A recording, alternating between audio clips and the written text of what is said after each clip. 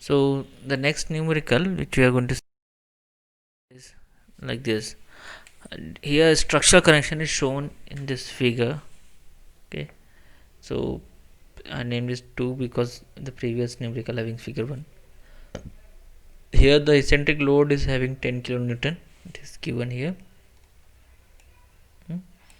With an eccentric distance is 500 mm. Center distance of bolt 1 and 2 is 200 mm, and the center distance bolt of 1 and 3 is 150 mm. Just remember this part. Okay, now all the bolts are identical. The bolts are made from plain carbon steel 30C8 having an ultimate tensile strength 40 Newton per mm square, and factor of safety here is 2.5. Determine the size of bolt. Here the condition is different.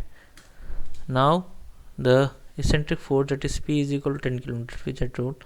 E is by 500, L1 is 200, SYT is 400 Newton per mm square, factor of safety is 2.5. So to find the permissible shear stress, we know that tau is equal to 0.577 times sigma by T upon factor of safety.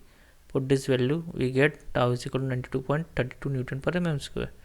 So we get a tau here. Now to locate the center of gravity G by the symmetry of geometry, this is the symmetry of geometry.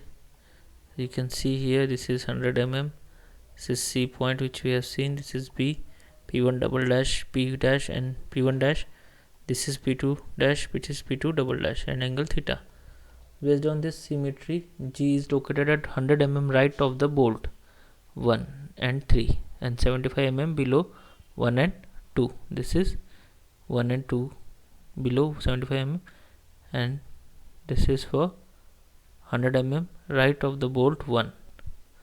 Okay, from this side, this is the point CG. So the R1, R2, R3, R4 are equal to R.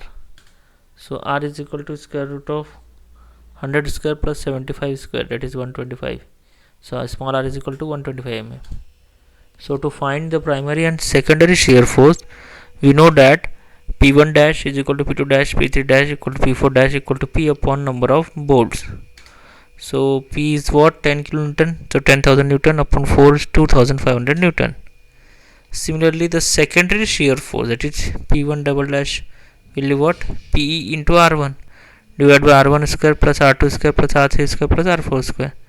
So based on this, PE is equal to small r upon 4 times small r.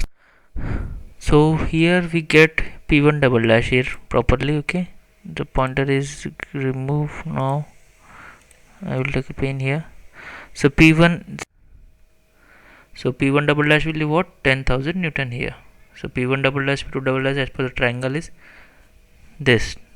So tan of theta is equal to what? 75 upon 100, 0.75. So we get the value of theta here, 36.87 degree. So to calculate the resultant shear stress here, P1 is equal to square root of P1 double dash cos of theta minus P1 dash. Put the values, we get a value of P1 here, that is 7.41 kilonewton. So similarly P2, and this is for bolt 2 and 4 are subject to maximum shear force. So tau is equal to P2 by A. So A is equal to P2 by tau. So based on this, we get area. Area is equal to what? 128 mm square. As we get the area, see the standard table and select the bolt size. So here M16 is the size of a bolt which we can select, having area of 157 mm square. So M16 bolt we can select for it. So this is how we are going to design it. So thank you very much.